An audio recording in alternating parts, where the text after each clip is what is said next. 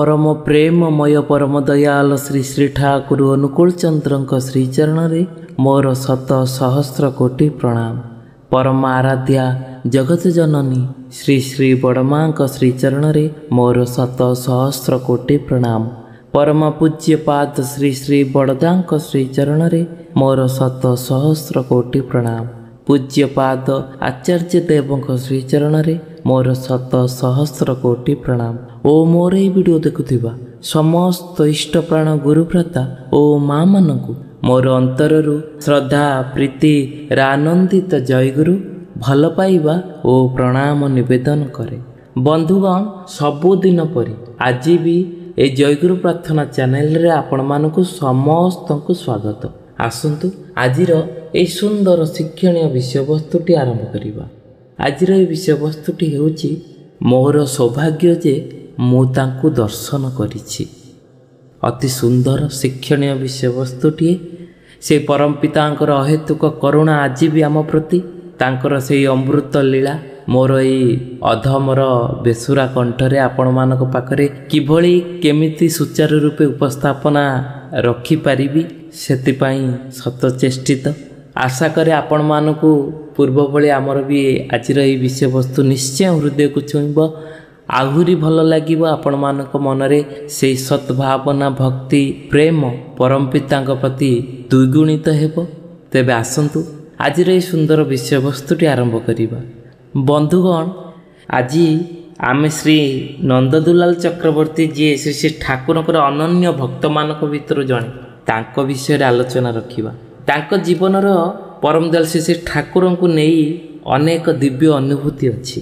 दीक्षा ग्रहण ଠାରୁ आरंभ करी श्री श्री ठाकुरଙ୍କର अलौकिक लीलार महिमा आज आम समस्तଙ୍କ मन और प्राणरे अपूर्व आनंद भक्ति शांति सेवा निश्चय जागृत कराइब, एथिरे तिले हेले संदेह नहीं। परम पितांक कथा श्रवण दे जीवनर अनेक दुख अनेक शोक अभाव दूर होई समाधान और शांतिर प्रशस्त पथ दर्शन करबा ही लक्ष्य। ता दे ही परम पितांकर आशीर्वाद भी टिके पाई परिबा। तेबे आज रे सुंदर विषयटी आमे अनेक जिज्ञासु मानक मनरे उठी आसुथिबा प्रश्नर समाधान और संतोषजनक उत्तर भी खोजी पाइबा। तेबे आसंतु आरंभ करिबा। परम दयालंकर से अमृत को पान करिबा। जाने ना केते जन्मर साधना फलरे मु तांको सौचक्षुरे दर्शन करि पारिछि। तांकर की सौंदर्य तांकर की हस तांकर से अपूर्व लीला कदापि भी यही विषय वस्तुरे मु संपूर्ण कहि पारे ना। चेष्टा करे किछि तोली धरिबा पाई। छात्र जीवन कटिबा परे मोर मनरे एक धारणा सृष्टि हुए जे श्री रामकृष्ण देव ही हेउछन्ति एकमात्र भगवान, यांको परे आउ किछि होई पारे ना। एई धारणारे मु एपरि अटल होई गली जे रामकृष्ण मिशनर महाराज को मु प्राय ही कहूथिली काई ठाकुरको देखा पाउ नहीं तो। यह सुनि से मते अनेक उपदेश दियंती। ता परे भी मोर दर्शन हैला नहीं। पुणी गली महाराज निकटकू। से रामकृष्ण देवंकर कथामृत पढ़िबार उपदेश देले। ताकू भी नियम करी कथामृत पढ़िबा आरंभ करिथिली। सेठारे गोटे जगार पढ़िली जे ठाकुर रामकृष्ण कहिसंती गोटे जगार आउ थरे आसीबाकू हेबो। मु एई कथाटा ही जानिथिली जे मंत्र मूलं गुरु वाक्य, अर्थात गुरुंको वाक्य ही हेउची मंत्र। एईटा भाबी मन भितर बेस आश्वस्त होई पारिली जे से रामकृष्ण देव पुणी थरे मर्त्य आसबे, पुणी थरे आम मानकर उद्धार करिवे। इतिमध्यरे मोर छात्र जीवन भी शेष हो जाए। मु चाकरी करने को नुआ नुआ आरंभ करिथाए। सेही समय रे मु मामू को मोर पचारली रामकृष्ण देव पुणी आसबे जो कहिसंती ताकू मु चिन्हिबी किपरि करी। मोर मामू कहिले यांकू देखिले से जेतेबेले अवतार ग्रहण करी आसीबे तांकू देखिले कूल कुंडलिनी जागी उठिबा। आम मानकर तांकू देखिले आम मानकर हृदय ईश्वरीय आनंद रे भरपूर होई उठिबो। भल पाइबार स्पर्श अनुभव होई परिबो। तांकू देखिले जेपरि पूर्वरु पूर्व पुरुषर आमे माने देखिचे एई भली चिन्हा चिन्हा मने हेबो खूब निकटरे तांको सहित आमे जोगाजोग करिछु। ଏହା ହିଁ ସତ୍ୟ ଘଟଣା। ଏହା ପରଠାରୁ ମୋର ଈଶ୍ୱରର ଖୋଜା ଆରମ୍ଭ ହୋଇଗଲା। ପହଞ୍ଚିଲି ସୀତାରାମ ଦାସ ଓଁକାରନାଥ ମହାରାଜଙ୍କ ନିକଟରେ।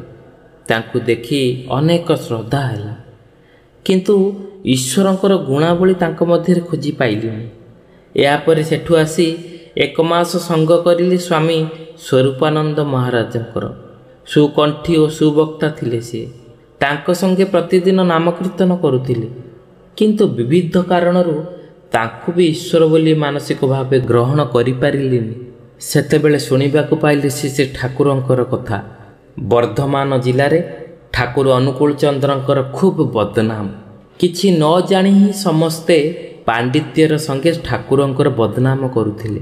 ପାକିସ୍ତାନୀମାନେ ଠାକୁରଙ୍କୁ ଭଗବାନ ବନେଇ ପେଟ ଚଳାଉଛନ୍ତି, ଏହି ଧରଣର କଥାବାର୍ତ୍ତା ସବୁ ସେଠି ପ୍ରଚାର ପ୍ରସାର ହେଉଥାଏ। ଇତିମଧ୍ୟରେ ପ୍ରଫୁଲ୍ଲ କୁମାର ଦାସ ମହାଶୟଙ୍କ ସହିତ ମୋର ଦେଖା ହୁଏ। ତାଙ୍କର ଲେଖା ନାରାୟଣଙ୍କର ଆବିର୍ଭାବ ଏପରି ଏକ ପୁସ୍ତକ, ଛୋଟ ବହିଟିଏ, ଯାହାକୁ ପଢ଼ି ଏହି ଧାରଣାରେ ପାଇଲି ଯେ ଶ୍ରୀ ଠାକୁର ଜଣେ ମହାନ ବ୍ୟକ୍ତି। ତାପରେ କିଛି ଦିନ ପରେ ମୁଁ ଗୋଟେ ହିଁ ବକ୍ତବ୍ୟରେ ଅଡ଼ି ରହିଥିଲି ଯେ ମୁଁ ଦୀକ୍ଷା କୌଣସି ମତେ ହିଁ ଗ୍ରହଣ କରିବିନି, ପରମଦୟାଲ ଶ୍ରୀ ଠାକୁରଙ୍କର। ଏହାରି ଭିତରେ ମୋର ଦେଖା ହୁଏ ଜାମିନ ଭାଇଙ୍କ ସହିତ। ତାଙ୍କ ସହିତ ଅନେକ ଆଳାପ ଆଲୋଚନା ହୁଏ ଶ୍ରୀ ଠାକୁରଙ୍କୁ ନେଇ। ସେ ଠାକୁରଙ୍କର ଅନେକ ମହତ କଥା ମୋତେ ବୁଝାଇ କୁହନ୍ତି। ତାପରେ ସେ କୁହନ୍ତି ମୁଁ ଦୀକ୍ଷା ନେବାର କଥା, କିନ୍ତୁ ମୋର ଗୋଟେ ହିଁ ବକ୍ତବ୍ୟ ଥିଲା ଯେ ମୁଁ ଦୀକ୍ଷା କୌଣସି ମତେ ହିଁ ଗ୍ରହଣ କରିବିନି। ଆପଣ ଯଦି ଶ୍ରୀ ରାମକୃଷ୍ଣ ଦେବଙ୍କ ବିଷୟରେ ଆହୁରି ଭଲ କରି ମୋତେ ବୁଝାଇବା ହେବେ, ମୋତେ ସାହାଯ୍ୟ କରିବେ, ସେଇଟା ହିଁ ଭଲ ହୁଏ। ଜାମିନ ଭାଇ କିନ୍ତୁ ସେଇଥିରେ ହିଁ ରାଜି ହୋଇଗଲେ। ଆଉ ତାରି ଭିତରେ ହିଁ ମୋର ଅଜାଣତରେ ହିଁ ମୋତେ ଦୀକ୍ଷା ଦେଇଦେଲେ। ସେ ଦିନଟି ଥିଲା 1953 ମସିହାର କଥା। ତା ପରଦିନ ହିଁ ମୁଁ ଠାକୁରବାଡ଼ି ଚାଲିଗଲି। ସେଠି ଦେଖିଲେ ଠାକୁର ଏକ ତମ୍ବୁରେ ବସିଛନ୍ତି। ପ୍ରଥମ ଥର ଠାକୁରଙ୍କୁ ଦେଖୁଛି ତ ମୋର ମାମୁଁଙ୍କ ଦିଆ 4ଟି ନିର୍ଦ୍ଦେଶନ ମିଳିଗଲା। ଯେଉଁ ଯେଉଁ କଥା ମୋତେ କହିଥିଲେ ତାଙ୍କୁ ଚିହ୍ନିବି କିପରି ମୁଁ ପଚାରିବା ପ୍ରଶ୍ନରେ ତାଙ୍କୁ ଦେଖି ହିଁ ମନେ ହେଲା ଇଏ ହିଁ ମୋର ଚିହ୍ନା ମଣିଷ। ୟାଙ୍କୁ ହିଁ ବହୁଦିନ ଧରି ମୁଁ ଚିହ୍ନିଥିଲି। ମନଟା ଈଶ୍ୱରୀୟ ଆନନ୍ଦରେ ଭରପୁର ହୋଇଗଲା। ଏକ ଅଜଣା ଭଲ ପାଇବାର ସ୍ପର୍ଶ ପାଇଲି, ଯାହା କେବେ ବି ମୋ ବାପାଙ୍କ ନିକଟରୁ ବି ମୁଁ ପାଇନି। ମନଟା ଊର୍ଦ୍ଧ୍ୱଗତି ସମ୍ପନ୍ନ ହୋଇଗଲା, ଯାହା କେବେ ବି ତ୍ରାଟକ ଯୋଗ ଦ୍ୱାରା ବି ହୋଇନି। ତତ୍କ୍ଷଣାତେ ବୁଝିପାରିଲି ଯେ ଏତେ ଦିନେ ମୁଁ ଠିକ୍ ଜାଗାରେ ଆସି ଉପସ୍ଥିତ ହୋଇପାରିଛି। ଇଏ ହିଁ ଈଶ୍ୱର, ଇଏ ହିଁ ଜଗତର କୂଳ ମାଲିକ। 7 ଦିନ ସେଇଠାରେ ହିଁ ଠାକୁରବାଡ଼ିରେ ଦିନ ମୋର ବିତିଗଲା। ଛାଡ଼ି ଆସି ପାରିଲିନି। ତାଙ୍କୁ ଦେଖି ମୋତେ ଖୁବ୍ ଭଲ ଲାଗିଗଲା। ମୋର ଏକ ଧାରଣା ଥିଲା ଯେ ମୁଁ ଶ୍ରୀ ରାମକୃଷ୍ଣ ଦେବଙ୍କୁ ଯଥେଷ୍ଟ ବୁଝେ, ଅନେକ ଭଲ ବି ପାଏ, କିନ୍ତୁ ତାଙ୍କୁ ଦେଖି ମୋର ସବୁ ଧାରଣା ଚୂର୍ଣ୍ଣ ହୋଇଗଲା। ମୋର କି ଚରମ ସୌଭାଗ୍ୟ ଯେ ମୁଁ ତାଙ୍କୁ ହିଁ ଦର୍ଶନ କରିପାରିଛି। ଜାଣେ ନା କେତେ ଜନ୍ମର ସାଧନା ଫଳରେ ମୁଁ ତାଙ୍କୁ ମୋର ସ୍ୱଚକ୍ଷୁରେ ଦର୍ଶନ କରିପାରିଛି। ତାଙ୍କର କି ସୌନ୍ଦର୍ଯ୍ୟ ତା କଦାପି ବି ଲେଖି ବ୍ୟକ୍ତ କରାଯାଇପାରେ ନା। ତାଙ୍କ ଆଖି ଆଡ଼େ ଚାହିଁଲେ ଆଖି ଫେରାଇ ହୁଏ ନା। ପଦ୍ମ ଫୁଲର ପାଖୁଡ଼ା ଭଳି ତାଙ୍କର ଆଖିର ଆକୃତି। ତାଙ୍କ ସାମ୍ନାରେ ଯେଉଁମାନେ ଠିଆ ହୋଇ ରହୁଥିଲେ ନା, ସମସ୍ତେ ଅନୁଭବ କରିପାରୁଥିଲେ ଯେ ଠାକୁର ମୋ ଆଡ଼କୁ ଚାହୁଁଛନ୍ତି। ଆଉ ଠାକୁର ନରରୂପ ଗ୍ରହଣ କରିଲେ ବି ମୁଁ ସର୍ବଦା ହିଁ ଅନୁଭବ କରିଛି ଯେ ଠାକୁର ଏ ଜଗତର ସାଧାରଣ ମଣିଷ ନୁହନ୍ତି। ତାଙ୍କ ଆଖି ଏବଂ ଆଜାନୁଲମ୍ବିତ ବାହୁ ଦେଖିଲେ ହିଁ ଏଇ କଥା ବୁଝାଯାଏ ଯେ ଠାକୁର ଯେତେବେଳେ ହସୁଥିଲେ ସେତେବେଳେ ଯେପରି ତାଙ୍କର ସାରା ଶରୀର ଜଡ଼େଇ ହସୁଥିଲେ। ମଣିଷ ଭଳି କାଠୁଆ ହସ ତା ନୁହେଁ, ସେ ଅପୂର୍ବ ସୁନ୍ଦର ଦେଖିବାକୁ ଥିଲେ। ତାଙ୍କର ଚାଲିବା ମଧ୍ୟରେ ଗୋଟେ ଠାଣି ଥିଲା, ଗୋଟେ ମୋହନୀୟତା ଥିଲା, ଆଉ ଗୋଟେ ଲୀଳାୟିତ ଭଙ୍ଗିମ ବି ଥିଲା। ଲୀଳାୟିତ ଛନ୍ଦରେ ଚାଲୁଥିଲେ ରାମଚନ୍ଦ୍ର। ଠିକ୍ ତାହା ହିଁ ତାଙ୍କ କଥା କହିବାର ଭଙ୍ଗିମା ବି ଅପୂର୍ବ ସୁନ୍ଦର, ଯେପରି ଆଜି ବି କାନରେ ବାଜେ। ଠାକୁରଙ୍କ ପ୍ରେମରେ ପଡ଼ିଲେ ବି ମନରେ ହଜାରେ ପ୍ରଶ୍ନର ଦୌରାତ୍ମ୍ୟ କମେନି। ଠାକୁରବାଡ଼ିରେ ହିଁ ସାକ୍ଷାତ ହୋଇଥିଲା ରତ୍ନେଶ୍ୱର ଦାସ ଶର୍ମା ମହାଶୟଙ୍କ ସହିତ। ତାଙ୍କ ନିକଟରୁ ବେଶ କେତୋଟି ପ୍ରଶ୍ନର ଉତ୍ତର ପାଇଥିଲି, ଯାହା ଆପଣମାନଙ୍କ ପାଖରେ 2-3ଟି ପ୍ରଶ୍ନର ଉତ୍ତର ରଖିବି। ମୋର ଆଶା ଆପଣମାନଙ୍କର ମନକୁ ନିଶ୍ଚୟ ଛୁଇଁବ। ଥରେ ସେତେବେଳେ ନବବର୍ଷ ଉତ୍ସବ, ଠାକୁରଙ୍କ ନିକଟରେ ବସିଛି, ମୋର ମନଟା କୋରି କୋରି ହୋଇଯାଉଛି। ଖାଲି ମନେ ମନେ କହୁଛି, ଠାକୁର ତୁମେ ନିଜେ ମୁହଁରେ କହିଦିଅ ଯେ ତୁମେ ସେହି ରାମକୃଷ୍ଣ ଯାହାକୁ ମୁଁ ଆଜି ଖୋଜି ଖୋଜି ଆସି ତୁମରି ସେହି ପାଦପଦ୍ମରେ ଶରଣ ପଶିଛି। ଠାକୁର ତୁମେ ଏତିକି କହିଦିଅ ନା। ଠାକୁର ତମାଖୁ ଖାଉଥିଲେ। ହଠାତ୍ ଠାକୁରଙ୍କର କ'ଣ ଯେପରି ଗୋଟିଏ ରୂପ ଦେଖିଲି। ତାଙ୍କର ଯେମିତି ପୁରା ହସ ହସ ମୁଖ, ସେ ଏକ ଅଭିଭୂତ ହେବା ରୂପ, ଯାହା ଦେଖି ମୁଁ ମୋର ସବୁ ପ୍ରଶ୍ନର ଉତ୍ତର ପାଇଗଲି। ମନେ ମନେ ହିଁ କହିଲି, ତୁମର ଏହି ଅଧମ ସନ୍ତାନର ମନର ଖଟଖଟ ଯେ ମେଣ୍ଟାଇ ଦେଲ, ସେଥିରେ ମୁଁ ମୁଗ୍ଧ ହୋଇଗଲି। ଅନନ୍ତ ଅନନ୍ତ କାଳ ଧରି ଏହି ସ୍ମୃତି ମୋର ଚେତନାରେ ରହିବ ହିଁ ରହିବ। 1953 ମସିହାରୁ 1959 ମସିହା ଏହି ସମୟରେ ପ୍ରତି ଶନିବାର ମୁଁ ଠାକୁରବାଡ଼ି ତଥା ଠାକୁରଙ୍କ ନିକଟକୁ ଯାଉଥିଲି। ତାଙ୍କ ଦେହ ରଖିବାର 6 ଦିନ ଆଗ ପର୍ଯ୍ୟନ୍ତ ତାଙ୍କ ସଙ୍ଗେ କଥା କହିବାର ସୌଭାଗ୍ୟ ହୋଇଛି। ଆଉ ଦିନକର କଥା କହୁଛି, ଦିନେ ରାତି 10:30 ହେବ। ଠାକୁର ମେମୋରିଆର ବାରଣ୍ଡାରେ ବସିଛନ୍ତି। ମୁଁ ଠାକୁରଙ୍କ ନିକଟରେ ଯାଇ ବସିଛି, ଆଉ ମନେ ମନେ ନିବେଦନ କରୁଛି, ଠାକୁର ତୁମେ ତୁମର ନିଜ ଶ୍ରୀମୁଖରେ ମୋ ନିକଟରୁ କିଛି ଚାହଁ ନା, ତାହେଲେ ମୋତେ ଖୁବ୍ ଆନନ୍ଦ ଲାଗନ୍ତା। ଯେମିତି ହିଁ ମୁଁ ଠାକୁରଙ୍କୁ ପ୍ରଣାମ କରି ମୁଣ୍ଡ ଉଠାଇଛି, ସେ ମୋତେ କହିଲେ, ତୁ ମୋତେ ନଲେନ ଗୁଡ଼ ଆଣିଦେବୁ। ନଲେନ ଗୁଡ଼ ଅର୍ଥାତ୍ ମାନେ ନୂଆ ଖଜୁରର ଗୁଡ଼ ଦେବୁ। ମୁଁ ତ ଅଭିଭୂତ ହୋଇଗଲି, ଆଶ୍ଚର୍ଯ୍ୟଚକିତ ହୋଇ ଚାହିଁଲି। ମୋ ମୁହଁରୁ ପ୍ରଶ୍ନ ସରିନି, ଆଉ ପରମଦୟାଲ ଠାକୁର ମୋତେ ତୁରନ୍ତ ଉତ୍ତର ଦେଲେ। ତାପରେ ମୋ ମୁହଁରୁ କଥା ବାହାରୁନି। କହିଲି, ଆଜ୍ଞା ହଁ ଦେବି। ସେତେବେଳେ ଜାଣିବି ନଥିଲି ନଲେନ ଗୁଡ଼ କାହାକୁ କହନ୍ତି। ନିଖିଳ ଭାଇ ଠାକୁରଙ୍କ ନିକଟରେ ଥିଲେ। ସେ କହିଲେ, ଆପଣଙ୍କୁ କହୁଛନ୍ତି। ମୁଁ କହିଲି, ବୁଝିଛି, ଆଣିଦେବି। ଯଥାରୀତି ଆଣିବି ଦେଲି। ମୋର ଧାରଣା, ଠାକୁର ଚାହିଁଛନ୍ତି ଯେତେବେଳେ ମୁଁ ନିଶ୍ଚୟ ଦେବି। ଆଉ ତାପରେ ମୁଁ ଆଣି ଦେଇଛି। ଆଉ କ'ଣ? ତାପରେ ଦିନେ ସ୍ୱପ୍ନ ଦେଖିଲି। ସେ କହୁଛନ୍ତି, ତୋତେ ଗୋଟେ ଦିନ ପାଇଁ କହିନି, ସାରା ଜୀବନ ଦେବୁ। ବାସ୍ ସେଇ ଦିନଠାରୁ ମୁଁ ଦେଇ ଚାଲିଛି, ପ୍ରତିବର୍ଷ ଆଜି ପର୍ଯ୍ୟନ୍ତ ବି। ମୁଁ ଯାଉଥିଲି ପରମଦୟାଲ ଠାକୁରଙ୍କ ପାଖକୁ ସବୁବେଳେ। ଠାକୁରଙ୍କ ଆଡ଼େ ଚାହିଁ ବସୁଥିଲି। ମନେ ହେଉଥିଲା, ଯେତେ ଦେଖେ ସେତେ ମନେ ହୁଏ ବାରମ୍ବାର ଦେଖିବାକୁ ତୁମକୁ। ଦେଖି ମୋର ଆଶା ମେଣ୍ଟେ ନା। ମନେ ହୁଏ ଆଙ୍କି ରଖିବାକୁ ଆଖି ମଝିରେ। ସବୁ ଅବସ୍ଥାରେ ତୁମକୁ ମୁଁ ଦର୍ଶନ କରିପାରେ। ସେଇ ଯେଉଁ ରୂପ, ତା ଜୀବନରେ କଦାପି ଭୁଲି ପାରିବିନି। କେତେ ପ୍ରଶ୍ନ ଥିଲା ମୋର ମନରେ, ସବୁ ପ୍ରଶ୍ନର ସମାଧାନ ସେ କରିଦେଲେ। ମୋର ଭିତରେ ଅହଙ୍କାର ବି ଥିଲା, ଯେମିତି ମଦଗୁରୁ ଶ୍ରୀ ଜଗତଗୁରୁ। କିନ୍ତୁ ଠାକୁର ତ କୌଣସି ଏଣ୍ଟ୍ରାନ୍ସ ବି ପାସ୍ କରିନାହାନ୍ତି। ଇଏ ନେଇ ଯେତେବେଳେ ମୋର ମନରେ ପ୍ରଶ୍ନ ଉଠେ, ସେତେବେଳେ ମୋତେ ଟିକେ ଖଟକା ଲାଗୁଥିଲା ଯେ ଜଗତର ଗୁରୁ ତ ସମସ୍ତ ଜ୍ଞାନାଧାରର ଗୁରୁ। ସମସ୍ତ ଜ୍ଞାନ ତାଙ୍କ ପାଖରେ ସମାହିତ ହୋଇଥିବାର କଥା।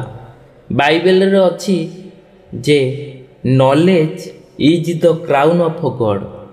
ଆଉ ହିନ୍ଦୁ ଧର୍ମ ଗ୍ରନ୍ଥରେ ବି ଅଛି, ଐଶ୍ୱର୍ଯ୍ୟ, ବୀର୍ଯ୍ୟ, ଯଶ, ଜ୍ଞାନ, ବୈରାଗ୍ୟ, ଏଇ 6ଟି ହେଲା ଈଶ୍ୱରଙ୍କର ବୈଶିଷ୍ଟ୍ୟ।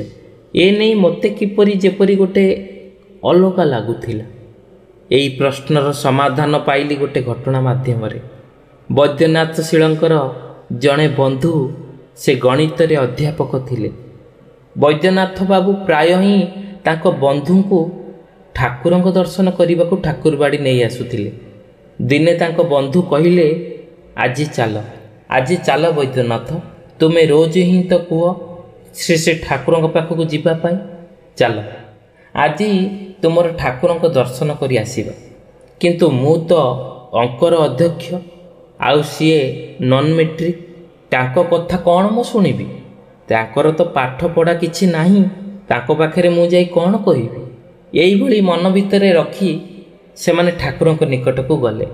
ଠାକୁରଙ୍କ ବ୍ୟକ୍ତିତ୍ୱ ଦେଖି ସେଇ ବନ୍ଧୁର ତ ବାକ୍ସିନ ଅବସ୍ଥା, ମୁହଁରୁ କୌଣସି ଶବ୍ଦଟିଏ ବି ବାହାରୁନି। ବୈଦ୍ୟନାଥ ବାବୁଙ୍କ ନିକଟରେ ଛୋଟ ହୋଇଯିବାର ଭୟରେ ସେ ଠାକୁରଙ୍କୁ ପଚାରି ବସିଲେ, what is the difference of ମ୍ୟାଥାମେଟିକ୍ସ?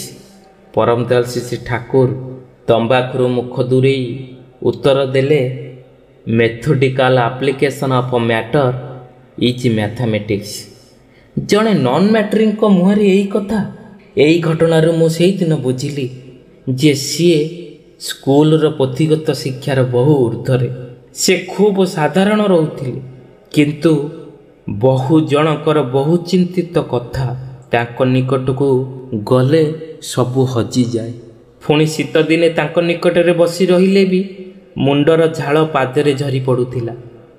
ଏମିତି ମୁଁ ଦିନେ ଜାମତଳାରେ ଠାକୁରଙ୍କ ନିକଟରେ ବସିଛି, ଆଉ ଅଛନ୍ତି ବିଶ୍ୱଭାରତୀ ଅଧ୍ୟାପକ ରମା ଚୌଧୁରୀ ମହାଶୟ, ରେଜାଉଲ କରିମ୍, ଉପେନ୍ଦ୍ରନାଥ ବନ୍ଦୋପାଧ୍ୟାୟ, ନରେନ୍ଦ୍ର ଦେ ଏବଂ ଶ୍ରୀ କୁମାର ବାନାର୍ଜୀ। ଏମାନେ ବିବିଧ ବିଷୟରେ ଠାକୁରଙ୍କ ସଙ୍ଗେ ଆଲୋଚନା କରୁଥିଲେ। ପରେ ଏମାନେ ଯେତେବେଳେ ଚାଲି ଯାଉଛନ୍ତି, ମୁଁ ବି ତାଙ୍କ ପଛେ ପଛେ ଯାଉଥିଲି। ନିଜ ନିଜ ମଧ୍ୟରେ କଥାବାର୍ତ୍ତା କରି କରି ଶ୍ରୀ କୁମାର ବାନାର୍ଜୀ କହି ଉଠିଲେ, ଏହି ପ୍ରକାର ବ୍ୟକ୍ତିତ୍ୱ ବିଶିଷ୍ଟ ବ୍ୟକ୍ତି ଆଗେ କେବେ ବି ଦେଖିନି। ଆମେମାନେ ସମସ୍ତେ ଅଲଗା ଅଲଗା ବିଷୟର ଲୋକ, କିନ୍ତୁ ଠାକୁର ଯେ କେତେ କମ୍ କଥାରେ ଆମମାନଙ୍କୁ ସମସ୍ତଙ୍କୁ ଏକ ସଙ୍ଗେ ସନ୍ତୁଷ୍ଟ କରିଦେଲେ। ଏପରି ଅଗାଧ ଅସୀମ ଜ୍ଞାନ ଓ କ୍ଷମତାର ଅଧିକାରୀ ଥିଲେ ମୋର ଠାକୁର। ତେବେ ବନ୍ଧୁଗଣ, ଆଜିର ଏହି ସୁନ୍ଦର ବିଷୟବସ୍ତୁରେ ଆପଣମାନେ ନିଶ୍ଚୟ ଆପଣମାନଙ୍କ ମନରେ ଭକ୍ତିଭାବକୁ ଦ୍ୱିଗୁଣିତ କରିପାରିବେ। ପରମ ଦୟାଲ ଶ୍ରୀ ଠାକୁରଙ୍କୁ ନିଶ୍ଚୟ ଚିହ୍ନିପାରିବେ, ପରମ ଦୟାଲଙ୍କର ଆଶୀର୍ବାଦ ନିଶ୍ଚୟ ପାଇପାରିବେ, ଆଉ ମନରେ ଶାନ୍ତି, ଆନନ୍ଦ, ଖୁସି ନିଶ୍ଚୟ ପାଇପାରିବେ। ଆଜିର ବିଷୟବସ୍ତୁରେ ଏତିକି। ପୁଣି ଆଉ ଗୋଟିଏ ଏଇଭଳି ଅତି ସୁନ୍ଦର ଶିକ୍ଷଣୀୟ ବିଷୟବସ୍ତୁଟିଏ ନେଇ ଆସିବୁ। ସେ ପର୍ଯ୍ୟନ୍ତ ଜୟ ଗୁରୁ।